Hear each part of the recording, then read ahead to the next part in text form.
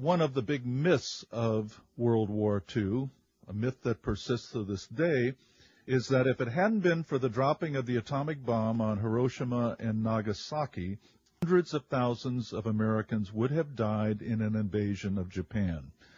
Well, this is untrue on several counts.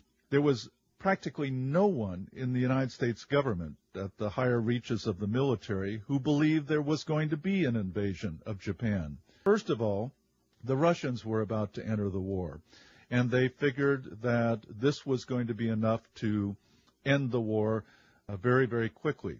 Secondly, Japan was blockaded. It was short of food. Japan has no natural resources at all. They even import rice, which is the number one dish in Japan.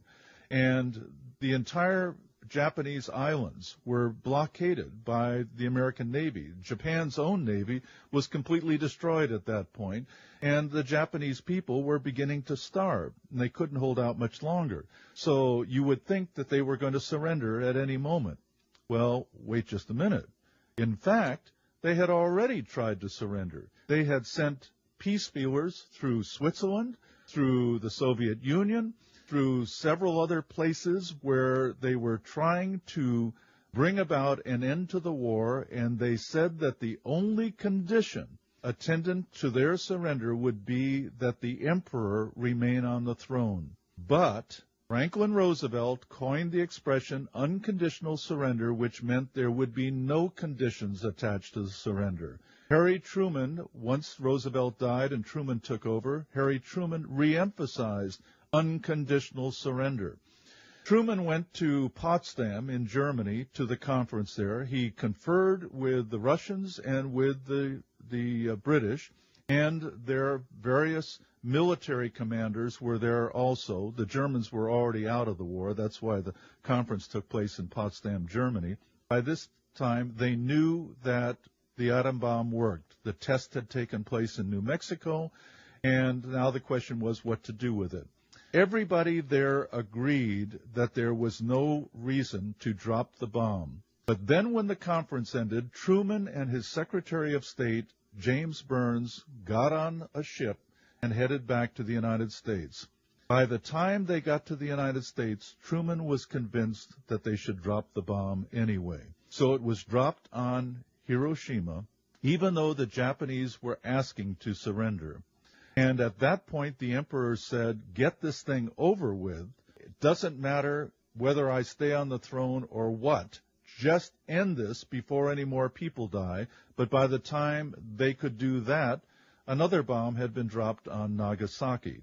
Truman, in his usual display of complete honesty and candor, got on the radio on a nationwide broadcast after the Hiroshima bomb was dropped and said, we have dropped a bomb of unparalleled proportions on military targets in Hiroshima. Hiroshima was not a military target. It was a civilian target. If it had been a military target, it wouldn't still be standing.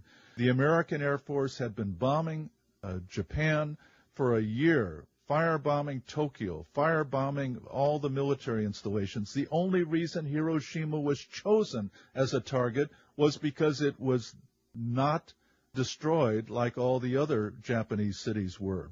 And it was the only one still standing because it had no military significance. Anyway, the Japanese said, all right, we surrender unconditionally, and the Americans accepted it, and guess what? They left Hirohito on the throne. The war could have been over 6 months before that. There could have been no atomic bomb. There could have been at least 50,000 American soldiers who died in the Pacific that could have lived. People have wondered, historians have wondered, what caused Truman to change his mind and drop the bomb when it was unnecessary. And the only explanation I found that makes any sense whatsoever is that Secretary of State James Burns thought that by dropping the bomb and displaying it to the world, this awesome power that the United States had, that it would intimidate the Russians and they would be more pliable at the end of the war because they were already foreseeing problems developing between the United States and the Soviet Union.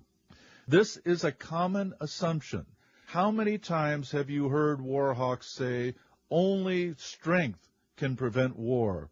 Only the use and willingness to use force can make other people back down and prevent war, and it never works. They killed hundreds of thousands of people at Hiroshima and Nagasaki, and still the Soviet Union moved into Czechoslovakia, Hungary, Romania, Poland, Yugoslavia, Bulgaria, Albania, and all these countries, and we had a Cold War for 50 years almost.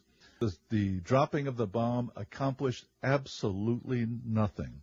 And it isn't just American politicians that do these things. It's being done by any politician who has the power. The problem has been that it is the American politicians who have had the overwhelming power over the last 60 years or so. And so it is the American politicians that are the greatest danger to the world, to peace and security and liberty. It comes now from America. At one time it came from the British. At another time it came from the Germans. At another time it came from the Russians. At another time it came from the Chinese. And another time it came from the French. But for the last almost 100 years now, it has been America that has been calling the shots since World War I. And that's why we have to be preoccupied with the dishonesty of American politicians, with the power hungriness of American politicians, and with their ability to wage war.